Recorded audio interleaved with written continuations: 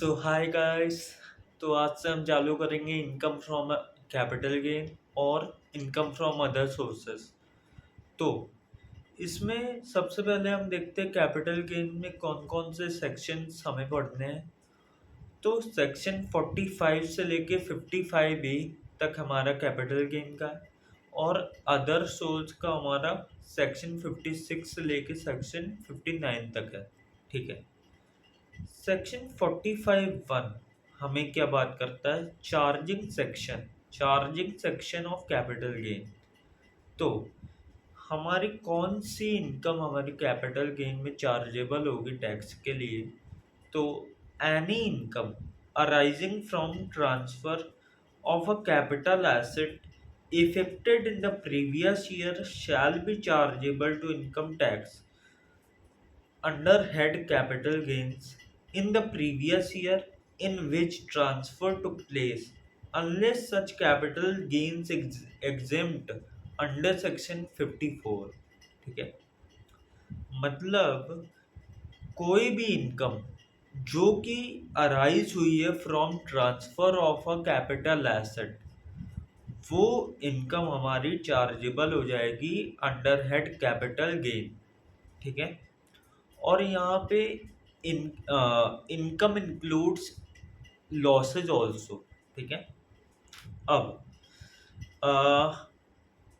If all the above conditions are satisfied then such income shall be chargeable to tax under head capital gain. मतलब income है, वो arise हो रही transfer से, capital asset की transfer से वो अराइज हो रही है इनकम, तो वो कैपिटल गेन की चैप्टर में टैक्सेबल हो जाएगी। तो क्रक्स क्या निकल के आ रहा है? क्रक्स ये निकल के आ रहा है जिस ईयर में ट्रांसफर हो रही है उस ईयर में टैक्सेबल होगा। कंसीडरेशन कब रिसीव हो रहा है वो मैटर नहीं करता है। ठीक है, ये चीज है। And capital gain is always taxable on accrual basis, that is due basis। ठीक है, ये चीज है। अब आ जाते कैपिटल एसेट का क्या मतलब है। कैपिटल एसेट का क्या मतलब है? तो कैपिटल एसेट में हमारे 3 क्लॉजेज आते हैं, clause A, clause B, clause C. तो सबसे पहले हम क्लॉज बी देखते हैं। क्लॉज बी हमारा क्या बात करता है कि any securities by any securities held by financial institutional investors as is always treated as capital asset। ठीक है। मतलब जो भी सिक्योरिटीज फाइनेंशियल इंस्टीट्यूशनल इन्वेस्टर्स ने हेल्ड कर रखी है वो कैपिटल एसेट मान ली जाएगी और वो कैपिटल गेन चैप्टर में टैक्सेबल होगी। ठीक है। अब क्लॉज ए देखते हैं। क्लॉज ए क्या कहता है कि property of any kind of N S held by N S S C whether और not connected by his business और profession is a capital asset. मतलब क्लॉज ए क्या कह रहा है? क्लॉज ए ये कह रहा है कि प्रॉपर्टी किसी भी काइंड की असेसी ने हेल्ड करी है, या तो उससे उसके बिजनेस से रिलेटेड है या तो उससे उसके बिजनेस से रिलेटेड नहीं है, कुछ भी है, वो कैपिटल एसेट मान ली जाएगी अंडर क्लॉज ए। ठीक है। But does not include stock and trade. Stock and trade यहाँ पे नहीं आएगा। Except other than sub clause B. मतलब जो सिक्योरिटीज FIIs ने होल्ड करी हैं वो सिक्योरिटीज हमारी क्लॉज ए के अंदर कैपिटल एसेट बन जाएंगी और बाकी जितना भी स्टॉक इन ट्रेड है वो नहीं आएगा। फिर सेकंड क्या चीज नहीं आएगी?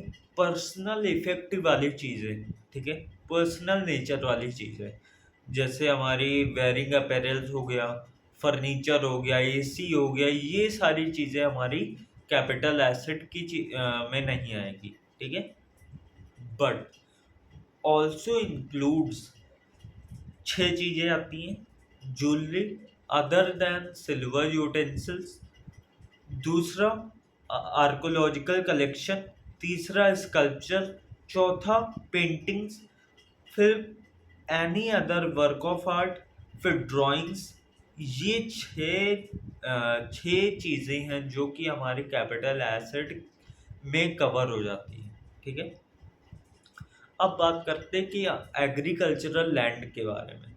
एग्रीकल्चरल लैंड यूजुअली जो इंडिया में होती है वो कैपिटल एसेट नहीं मानी जाती और उसमें कैपिटल गेन नहीं लगता है। बट कुछ ऐसे केसेस हैं जहाँ पे एग्रीकल्चरल लैंड जो है वो इंडिया में है, फिर भी उसको कैपिटल एसेट की तरह ट्रीट कर लिया जाता है। तो वो कौन कौन से केसेस हैं, तो देखते हैं। या तो हमारी एग्रीकल्चरल लैंड जो है वो म्यूनिसिपैलिटी के अंदर है और वहाँ की पॉपुलेशन 10,000 या उससे ज़्यादा है, तो वो हमारी कैपिटल एसेट बन जाएगी और वो कैपिटल गेन उस पर कैलकुलेट हो। ठीक है, फिर दूसरा केस आते हैं कि एग्रीकल्चरल लैंड म्यूनिसिपैलिटी के बाहर है, मतलब एग्रीकल्चरल लैंड जो है वो म्यूनिसिपैलिटी में नहीं है बट म्यूनिसिपैलिटी के बाहर है। अब कितना बाहर है वो इस पे डिपेंड करेगा कि वो कैपिटल एसेट बनेगी या नहीं बनेगी। अब क्या लिमिट है वो देखते हैं। अगर हमारी agricultural land from municipality 2 kilometre तक है, मतलब अगर हमारी agricultural land with in 2 kilometres है फ्रॉम म्यूनिसिपैलिटी और पॉपुलेशन हमारी 10,000 से ज़्यादा है और 1 लाख तक है, तो हमारी कैपिटल एसेट बन जाएगी वो। ठीक है, फिर दूसरा, अगर हमारी agricultural land with in 6 kilometre है फ्रॉम म्यूनिसिपैलिटी और वहाँ की पॉपुलेशन जो है 1 लाख से ज़्यादा है, 10 लाख तक है, तो वो भी हमारी कैपिटल एसेट बन जाएगी। फिर तीसरा, अगर हमारी agricultural land with in 8 kilometres है फ्रॉम म्यूनिसिपैलिटी और वहाँ की पॉपुलेशन 10 लाख से ज़्यादा है, तो वो भी हमारी कैपिटल एसेट बन जाएगी। चौथा, अगर हमारी एग्रीकल्चरल लैंड 8 किलोमीटर से भी आगे है, मतलब 8 किलोमीटर के बियॉन्ड है, तो वो हमारी कैपिटल एसेट की कैटेगरी में कवर नहीं होगी। ठीक है, फिर अब बात ये आती, ये तो हो गई एग्रीकल्चरल लैंड जो कि इंडिया में सिचुएटेड है। ठीक है, अब बात ये आती है कि अगर एग्रीकल्चरल लैंड है हमारी वो आउटसाइड इंडिया सिचुएटेड है, तो उस केस में इर्रिस्पेक्टिव ऑफ लिमिट स्पेसिफाइड और पॉपुलेशन, वो हमेशा हमारी कैपिटल एसेट बन जाएगी और उस पे कैपिटल गेन कैलकुलेट होगा। ठीक है, फिर हम बात करते हैं क्लॉज सी। हमारे क्लॉज ए हो गया, क्लॉज बी हो गया। अब बात करते हैं क्लॉज सी के बारे में। क्लॉज सी हमारी बात करता है unit linked insurance policy, that is ULIP. ठीक है, अब यहाँ पे 2 केसेस हो सकते हैं, या तो पॉलिसी ली गई है 1 फरवरी 2021 से पहले, या तो पॉलिसी ली गई है 1 फरवरी 2021 के बाद। ठीक है, तो अगर पॉलिसी ली गई है 1 फरवरी 2021 के पहले, तो वहाँ पे हम ये देखेंगे कि अगर हमारा जो प्रीमियम है वो 10%, 15% या 20% ऑफ सम अश्योर्ड से ज़्यादा है, तो वहाँ पे अगर हाँ, मतलब अगर 10-15-20% से ज़्यादा है तो अदर सोर्स में टैक्सेबल हो जाएगा, और अगर वो 10-15-20% से ज़्यादा नहीं है तो वो एग्जम्प्ट हो जाएगा। ठीक है, अब बात करते हैं कि अगर पॉलिसी ली गई है 1 फरवरी 2021 के बाद, तो यहाँ पे दो केसेस हैं। अगर प्रीमियम जो है 2.5 लाख से कम है in any previous year during the term of policy, या तो दूसरा केस हो सकता है कि अगर प्रीमियम या फिर aggregate of premium exceeds ₹2.5 lakh, ठीक है, in any previous year during the term of policy. अब अगर प्रीमियम जो है 2.5 लाख से ज़्यादा है तो इस केस में दो चीज़ें आएंगी, सिंगल यूलिप, मल्टीपल यूलिप। तो सिंगल यूलिप के केस में such ULIP will be taxable as capital asset and capital gain on maturity will be taxable under section 112 capital A, ठीक है। 112 कैपिटल ए किसका है? लॉन्ग टर्म कैपिटल गेन का, ठीक है। फिर कैपिटल गेन कैसे आएगा? Capital gain is equal to maturity proceeds minus कर देंगे aggregate of premium paid during the term of policy, ठीक है। अब दूसरी बात करते हैं मल्टीपल यूलिप है। अगर हमारे पास मल्टीपल यूलिप्स हैं तो exemption can be claimed in respect of these ULIP of this or at the option of assessee whose aggregate premium payable does not exceed rupees 2.5 lakhs and where premium does not exceed 10% of sum assured, ठीक है। फिर remaining ULIP would be tax under section 112 capital, ठीक है। अब देखते हैं transfer में क्या क्या आता है। तो ट्रांसफर में हमारा सेल आता है, एक्सचेंज आता है, रेलिंक्विशमेंट आता है, एक्सटिंग्विशमेंट आता है, compulsory acquisition under any law आता है।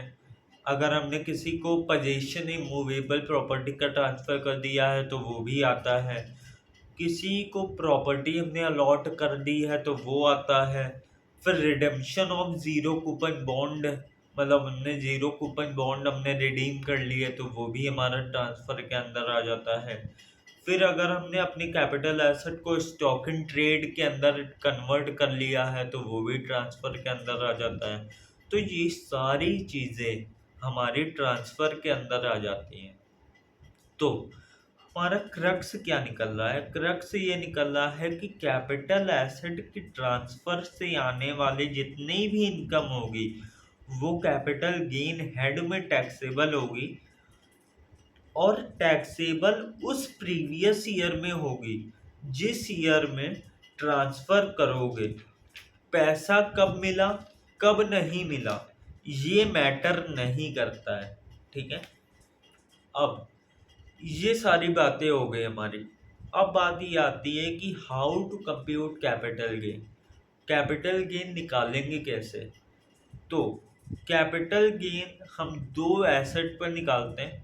या तो हमारी एसेट होगी शॉर्ट टर्म कैपिटल एसेट, या तो हमारी एसेट होगी long term capital asset. Short term capital asset के केस में sale price minus cost of acquisition minus cost of improvement minus expenditure on transfer, फिर हमारी शॉर्ट टर्म कैपिटल गेन आ जाएगा। फिर लॉन्ग टर्म कैपिटल एसेट की अगर हम बात करें तो sale price minus index cost of acquisition minus index cost of improvement minus minus expenditure on transfer, ये हमारा लॉन्ग टर्म कैपिटल गेन आ जाएगा, ठीक है। अब ये डिटरमाइन कैसे करें कि कैपिटल एसेट हमारी लॉन्ग टर्म कैपिटल एसेट है कि शॉर्ट टर्म कैपिटल एसेट है? अब बेसिक सी बात है कि लॉन्ग टर्म कैपिटल एसेट पे हमारा लॉन्ग टर्म कैपिटल गेन आएगा और शॉर्ट टर्म कैपिटल एसेट पे हमारा शॉर्ट टर्म कैपिटल गेन आएगा, ठीक है। अब देखो जनरल प्रोविज़न तो ये कहता है कि अगर हमारी जो प्रॉपर्टी है जो हमने होल्ड करी है 36 महीने से कम, वो हमारी शॉर्ट टर्म कैपिटल एसेट हो जाएगी। और जो हमने प्रॉपर्टी होल्ड करी है 36 महीने या उससे ज़्यादा, तो वो हमारी लॉन्ग टर्म कैपिटल एसेट बन जाएगी। बट इसके 6 एक्सेप्शंस हैं, मतलब 6 एक्सेप्शन है इसके। 4 केसेस अलग हैं और 2 केसेस अलग हैं। 4 केसेस कौन से हैं? Listed securities, units of unit trust of India, unit of equity oriented mutual fund, और चौथा जीरो कूपन बॉन्ड। अगर ये 4 केसेस हैं तो यहाँ पे हम लिमिट चेक करेंगे 12 महीने वाली। मतलब अगर ये चारों चीज़ें अगर 12 महीने से कम होल्ड की गई हैं तो वो शॉर्ट टर्म कैपिटल एसेट हमारी बन जाएगी। अगर ये चारों चीज़ें हमारी 12 महीने या उससे ज़्यादा होल्ड की गई हैं तो वो हमारी लॉन्ग टर्म कैपिटल एसेट बन जाएगी। ठीक है, अब 2 केसेस आते हैं। 2 केसेस में कौन कौन से? Unlisted share and land and building. इन दोनों केसेस में हम 24 महीने की कंडीशन चेक करेंगे कि अगर हमारी जो प्रॉपर्टी है वो 24 महीने या उससे कम होल्ड हुई है तो वो शॉर्ट टर्म कैपिटल एसेट बन जाएगी। अगर 24 महीने से ज़्यादा होल्ड हुई है तो वो लॉन्ग टर्म कैपिटल एसेट बन जाएगी। अब पीरियड ऑफ होल्डिंग निकालेंगे कैसे कि कितना होल्ड किया है हमने, वो कैसे निकालेंगे? तो period of holding starting from date of acquisition to to the date preceding the date of transfer.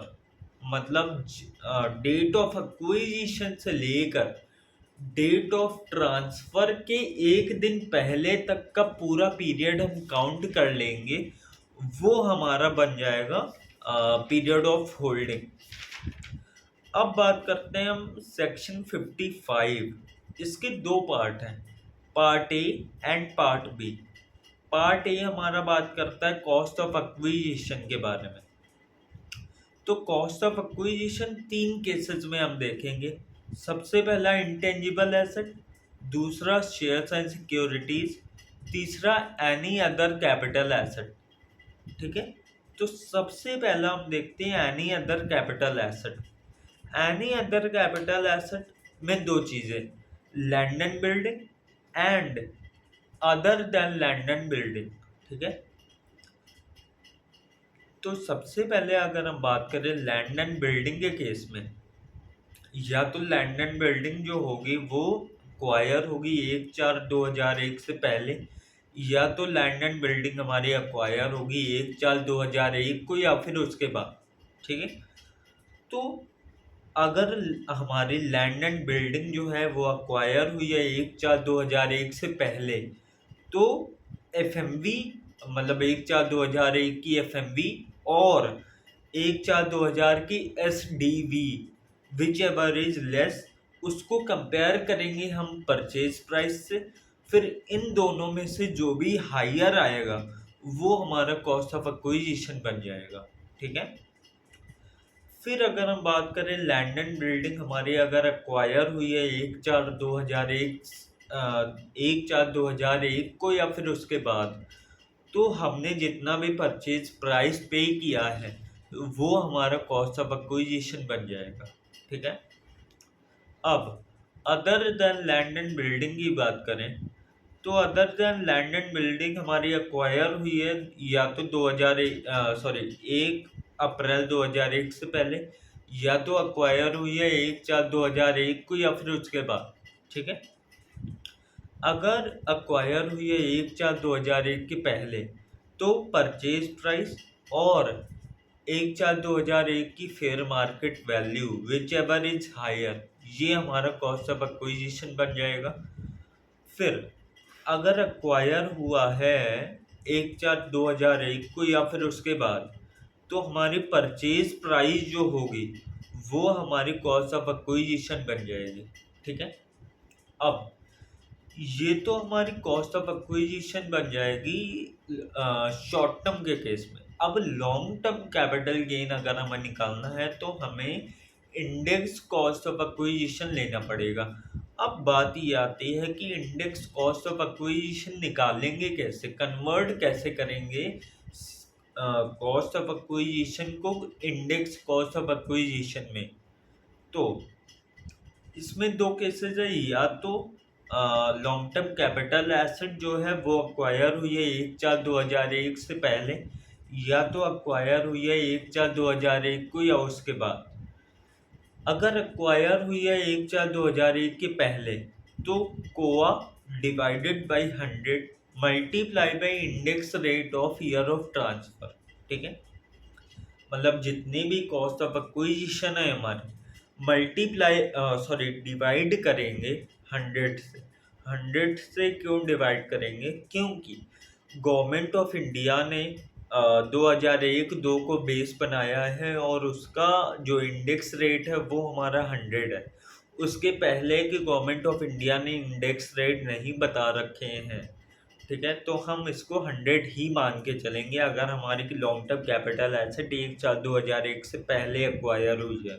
ठीक है, और मल्टीप्लाई कर देंगे हम index rate of year of transfer, जिस ईयर में हम ट्रांसफर कर रहे हैं उस ईयर का जो इंडेक्स रेट है उससे मल्टीप्लाई कर देंगे।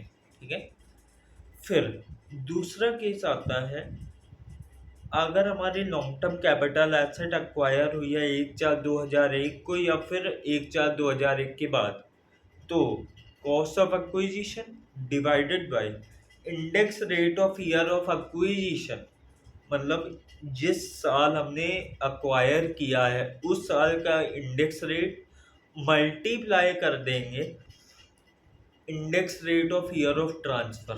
ठीक है, तो ये हमारा इंडेक्स कॉस्ट ऑफ एक्विजिशन बन जाएगा। फिर अब देखते cost of improvement in case of other capital asset. ठीक है, कॉस्ट ऑफ इम्प्रूवमेंट कैसे आएगा, तो कॉस्ट ऑफ इम्प्रूवमेंट इसमें भी दो केसेस हैं, या तो इम्प्रूवमेंट डन हुई है हमारी 1/4/2001 से पहले, या तो हमारी इम्प्रूवमेंट डन हुई है 1/4/2001 को या फिर उसके बाद। ठीक है, अगर हमारी इम्प्रूवमेंट डन हुई है 1/4/2001 के पहले, तो हम उसको हमेशा इग्नोर कर देंगे।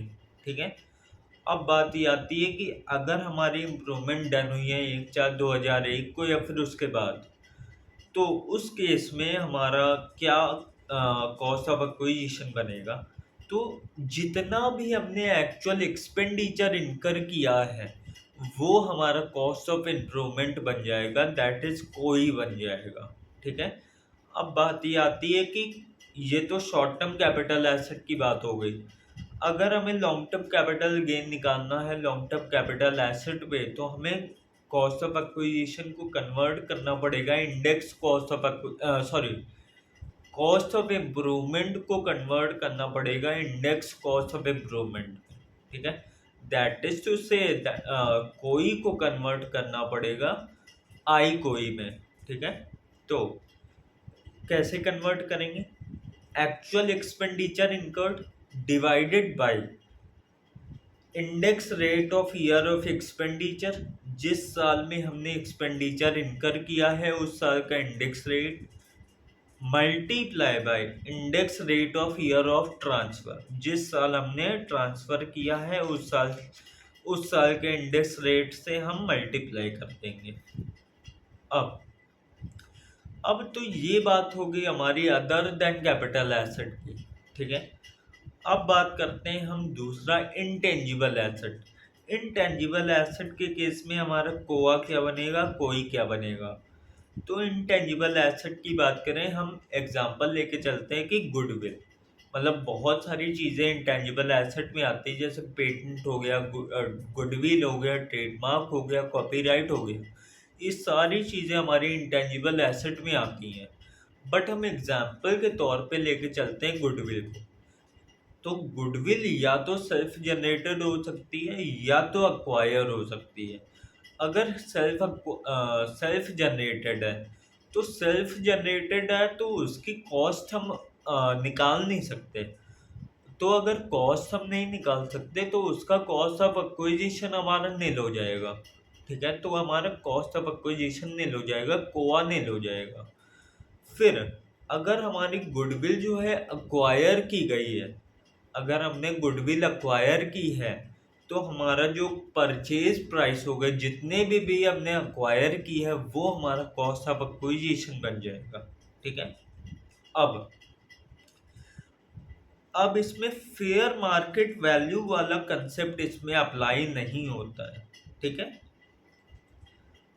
मतलब अगर एसेट जो है, इंटेंजिबल एसेट जो है, वो अक्वायर हुई है 1/4/2001 से पहले, तो इसमें फेयर मार्केट वैल्यू वाला कंसेप्ट अप्लाई नहीं होता है। ठीक है। अब बात करते हैं कॉस्ट ऑफ इम्प्रूवमेंट की। कॉस्ट ऑफ इम्प्रूवमेंट तो हमेशा नील होगा इंटेंजिबल एसेट के केस में, क्योंकि इम्प्रूवमेंट किसका होता है? एसेट का होता है। जो फिजिकल एसेट होती है, हमारी टेंजिबल एसेट होती हैं। ठीक है। जैसे मशीनरी हो गया, बिल्डिंग हो गया, लैंड हो गया, इनकी इम्प्रूवमेंट हो सकती है। बट हमारी गुडविल की, ट्रेडमार्क की, पेटेंट की, कॉपीराइट की, इनकी इम्प्रूवमेंट नहीं हो सकती है। इसलिए हमारा जो कॉस्ट ऑफ इम्प्रूवमेंट यहाँ पे बनेगा इंटेंजिबल एसेट के केस में, वो हमेशा नील बनेगा। ठीक है। फिर ये हमारी बातें हो गई दोनों की, अदर देन कैपिटल एसेट की और इंटेंजिबल एसेट की। अब बात करते हैं शेयर्स एंड सिक्योरिटीज की। अब शेयर्स तीन तरह के हो सकते हैं: original share, right share, bonus share. ठीक है। ओरिजिनल शेयर क्या होते हैं? ओरिजिनल शेयर मतलब जो हम मार्केट में जाके नॉर्मली खरीद सकते हैं। ठीक है। वो हमारे ओरिजिनल शेयर होते हैं। राइट शेयर क्या होता है? राइट शेयर हमारे वो शेयर होते हैं जहाँ पे कंपनी अपने एग्जिस्टिंग शेयर होल्डर्स को राइट देती है कि वो उनकी कंपनी के शेयर में इन्वेस्ट करें इन अ डिस्काउंटेड प्राइस। ठीक है। फिर बोनस शेयर क्या होते हैं? बोनस शेयर जो हमें फ्री में मिलते हैं। ठीक है। तो सबसे पहले हम बात करें ओरिजिनल शेयर की। ओरिजिनल शेयर में कोआ क्या बनेगा? ओरिजिनल शेयर में हमारा कॉस्ट ऑफ एक्विजिशन क्या बनेगा? जितनी भी हमने परचेज प्राइस पे करी है, वो हमारा कॉस्ट ऑफ एक्विजिशन बन जाएगा। ठीक है। फिर बोनस शेयर की अगर हम बात करें, तो बोनस शेयर में तो कोआ हमारा नील बनेगा, क्योंकि बोनस शेयर तो हमें फ्री में मिलते हैं, तो इसका तो कॉस्ट ऑफ एक्विजिशन कुछ होगा नहीं, तो ये हमारा नील हो जाएगा। अब बात करते हैं राइट शेयर की। राइट शेयर में दो केसेस हो सकते हैं। या तो राइट जो है, right accepted by existing share holder, मतलब जो एग्जिस्टिंग शेयर होल्डर है उसने राइट एक्सेप्ट कर लिया है, या तो रिनाउंसमेंट ऑफ राइट उसने करा है। तो पहले केस की बात करें, अगर राइट उसने एक्सेप्ट कर लिया है, तो जितना भी उसने प्राइस एक्चुअल में पे किया है कंपनी को, वो उसकी कोआ बन जाएगी। ठीक है। फिर अगर उसने रिनाउंसमेंट ऑफ राइट किया, रिनाउंसमेंट ऑफ राइट का क्या मतलब है कि उसने अपना राइट किसी और को ट्रांसफर करा है, और उस राइट को ट्रांसफर करने के कंसिडरेशन में एक फीस चार्ज करी है, उसने एक कमीशन चार्ज करा है, उसने एक प्राइस चार्ज करा है, तो वो चीज़ है, वो होता है हमारा रिनाउंसमेंट ऑफ शेयर्स। ठीक है। अब रिनाउंसमेंट ऑफ राइट के केस में हमारा कोआ क्या बनेगा? In the hands of person who renounces the right, मतलब जिसने रिनाउंस करा है राइट, उसके हाथ में कोआ तो नील हो जाएगा, क्योंकि उसने तो कोई भी पैसा पे नहीं किया है, उसने तो रिजेक्ट कर दिया राइट को। ठीक है। फिर कोआ क्या बनेगा? In the hands of person who purchases the right. ठीक है। हु एक्सरसाइजेज द राइट, तो उसके हाथ में कोआ क्या बनेगा? Price paid to the person who renounces the right, मतलब जितना भी उसने प्राइस पे किया है उस पर्सन को, जिसने भी उसको अपना राइट रिनाउंस किया है, प्लस प्लस कर देंगे जितना भी प्राइस उसने कंपनी को पे किया है, वो प्लस कर देंगे, ये हमारी कोआ बन जाएगी। अब अब इस केस में अगर हमारे जो शेयर हैं वो अक्वायर हुए हैं 1/4/2001 के पहले, तो हमारी जो फेयर मार्केट वाली सॉरी एफएमवी वाला कंसेप्ट है वो अप्लाई हो जाएगा। तो कोआ क्या बनेगा, परचेज प्राइस और 1/4/2001 की fair market value whichever is higher, ये हमारी कोआ बन जाएगी। अब ये हमारी बातें हो गई। अब बात करते हैं हम सेक्शन 50C। 50C हमारी क्या बातें करता है, 50C हमारी full value of consideration in case of land and build. ठीक है, मतलब लैंड एंड बिल्डिंग के केस में क्या सेल कंसिडरेशन होगा वो बातें करता है। तो एप्लीकेबिलिटी यहाँ पे लैंड एंड बिल्डिंग पे ही एप्लीकेबल होगा 50C, और किसी भी केस में एप्लीकेबल नहीं होगा। ठीक है, तो अगर हमारी जो स्टैम्प ड्यूटी वैल्यू है वो एक्चुअल सेल प्राइस से कम है, तो पहली बात तो 50C अप्लाई नहीं होगा और सेल कंसिडरेशन यहाँ पे एक्चुअल सेल प्राइस बन जाएगा। ठीक है, फिर दूसरा केस आते हैं, अगर हमारी स्टैम्प ड्यूटी वैल्यू अगर 110% ऑफ एक्चुअल सेल प्राइस से कम है, तो हमारा 50C अप्लाई नहीं होगा और एक्चुअल सेल प्राइस हमारा सेल कंसिडरेशन बन जाएगा। ठीक है, फिर तीसरा केस आते हैं कि स्टैम्प ड्यूटी वैल्यू अगर equal to 110% of actual sale price, तो यहाँ पे हमारा 50C अप्लाई हो जाएगा और एक्चुअल सेल प्राइस ही हमारा सेल कंसिडरेशन बन जाएगा। ठीक है, फिर अगर स्टैम्प ड्यूटी वैल्यू अगर more than 110% of actual sale price हो जाती है, तो 50C अप्लाई हो जाएगा और सेल कंसिडरेशन हमारा स्टैम्प ड्यूटी वैल्यू बन जाएगी। ठीक है, तो क्रक्स क्या निकल के आ रहा है 50C का, 50C का क्रक्स ये निकल के आ रहा है, सबसे पहले तो एप्लीकेबिलिटी लैंड और बिल्डिंग में होगी, लैंड और बिल्डिंग और बोथ। ठीक है, तो क्रक्स ये निकल के आ रहा है, अगर स्टैम्प ड्यूटी वैल्यू जो है वो हमारी एक्चुअल सेल प्राइस की 110% से ज़्यादा है, तो हमारा sale consideration stamp duty value बनेगा, और बाकी हर केस में हमारा जो एक्चुअल सेल प्राइस है वही हमारा सेल कंसिडरेशन बन जाएगा। ठीक है, अब अब बात करते हैं कि अगर हमारा जो डेट ऑफ अग्रीमेंट है और डेट ऑफ रजिस्ट्रेशन है वो हमारा अलग अलग है, और जो हमारी स्टैम्प ड्यूटी वैल्यू है वो भी अलग अलग है, मतलब stamp duty value on the date of agreement is not equal to stamp duty value on the date of registration. तो उस केस में क्या होगा, उस केस में क्या होगा कि डेट ऑफ अग्रीमेंट को अगर इंडिविजुअल फुल पेमेंट या फिर पार्ट पेमेंट अगर कर देता है थ्रू अकाउंट पे चेक, अकाउंट पे ड्राफ्ट और एनी अदर इलेक्ट्रॉनिक मोड, जैसे NEFT हो गया, RTGS हो गया, या फिर कोई भी अदर इलेक्ट्रॉनिक मोड, अगर ये तीन चीज़ों में से, मतलब ये तीन सोर्स में से अगर किसी एक से वो पेमेंट कर देता है डेट ऑफ अग्रीमेंट को, या तो फुल पेमेंट कर देता है या तो पार्ट पेमेंट कर देता है, तो हमारी जो डेट ऑफ अग्रीमेंट की स्टैम्प ड्यूटी वैल्यू है वो हमारी सेल कंसिडरेशन बन जाएगी। ठीक है, फिर अगर इनमें से कोई भी कंडीशन सेटिस्फाई नहीं होती है, तो हमारी जो है डेट ऑफ रजिस्ट्रेशन हमारी सेल कंसिडरेशन बनेगी।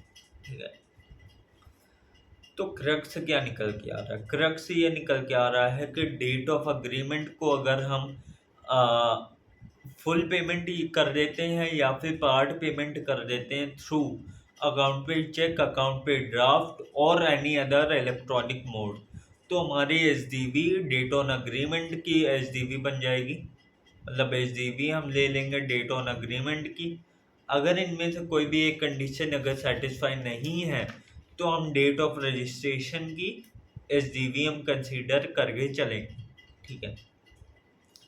अब अब बात ये आती है कि अगर अगर मान लो असेसी ये क्लेम करता है, असेसी ये क्लेम करता है कि उसकी जो फेयर मार्केट वैल्यू है वो कम है स्टैम्प ड्यूटी वैल्यू से। तो असेसी के पास दो ऑप्शन है, या तो वो वैल्यूएशन ऑफिसर के पास जाए, या तो वो हाई कोर्ट और सुप्रीम कोर्ट में अपील करे। ठीक है। फिर ये दो ऑप्शन है उसके पास। तो यहाँ पे तीन चीजें आ जाती है। या तो जो वैल्यूएशन ऑफिसर ने जो वैल्यू डिटरमाइन करी है वो स्टैम्प ड्यूटी वैल्यू से ज़्यादा है, तो जो स्टैम्प ड्यूटी वैल्यू होगी वही हमारी सेल कंसिडरेशन हो जाएगी। फिर दूसरा, अगर वैल्यूएशन ऑफिसर ने जो वैल्यू डिटरमाइन करी है वो एक्चुअल सेल प्राइस से कम है,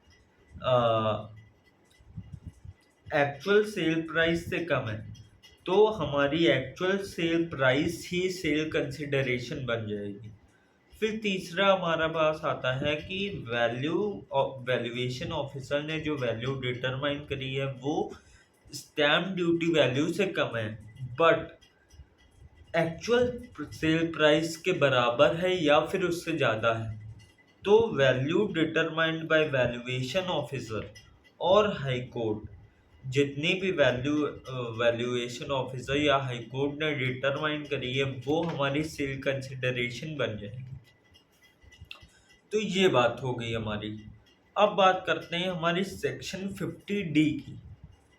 50D हमारी क्या बात करता है? If sale price is not ascertainable, मतलब अगर सेल प्राइस हमारी नॉट असर्टेनेबल है या फिर can not be determined in case of transfer of capital asset, मतलब जब हम ट्रांसफर कर रहे हैं कैपिटल एसेट वहाँ पे हम डिटरमाइन नहीं कर सकते हैं उसकी मतलब उसकी वैल्यू हम डिटरमाइन नहीं कर सकते, उसकी सेल प्राइस हम डिटरमाइन नहीं कर सकते हैं। तो उस केस में क्या होगा, जो फेयर मार्केट वैल्यू होगी shall be deemed as sale consideration for computation of capital gain. ठीक है। फिर हमारा एक सेक्शन आता है सेक्शन 50C ए। ठीक है। तो 50CA की एप्लीकेबिलिटी कहाँ होगी? 50CA की एप्लीकेबिलिटी होगी ओनली ऑन अनलिस्टेड शेयर्स के केस में। ठीक है। तो 50CA हमारा क्या कहता है कि अगर हमारी sale price fair market value से कम है तो हमारी फेयर मार्केट वैल्यू जो होगी हमारी वो हमारी सेल कंसिडरेशन बन जाएगी। ये बात होगी हमारी। अब बात होती है हमारे सेक्शन 47 की। 47 हमारा क्या कहता है? कुछ ऐसे ट्रांजैक्शन होते हैं जिनको हम ट्रांसफर नहीं मानते हैं। ठीक है। ट्रांसफर में हमने जैसा देखा था सेल आता है, एक्सचेंज आता है, रेलिंक्विशमेंट आता है, एक्सटिंग्विशमेंट आता है और position transfer of immovable property आता है और भी चीज़ें आती हैं। ठीक है। बट सेक्शन 47 हमें ये बताता है कि कुछ ट्रांजैक्शंस हमारी ऐसी होती हैं जो कि हम ट्रांसफ़र नहीं मानते हैं। ठीक है। तो सबसे पहली transaction any asset transfer on partition of HUF, मतलब जब एचयूएफ का पार्टीशन हुआ तो उनके मेंबर्स के बीच अगर एसेट डिस्ट्रीब्यूट हुई हैं तो उसको हम ट्रांसफ़र नहीं मानेंगे। ठीक है। फिर दूसरा, अगर किसी ने गिफ्ट दिया है या फिर फादर ने अपने सन के नाम विल लिखी है तो इसको भी हम ट्रांसफ़र नहीं मानेंगे। फिर तीसरा केस, अगर अमालगमेटिंग कंपनी ने एसेट ट्रांसफर करी है अमालगमेटेड कंपनी को, तो उसको भी हम ट्रांसफर नहीं मानेंगे, प्रोवाइडेड अमालगमेटेड कंपनी जो होनी चाहिए वो एक इंडियन कंपनी होनी चाहिए। ठीक है।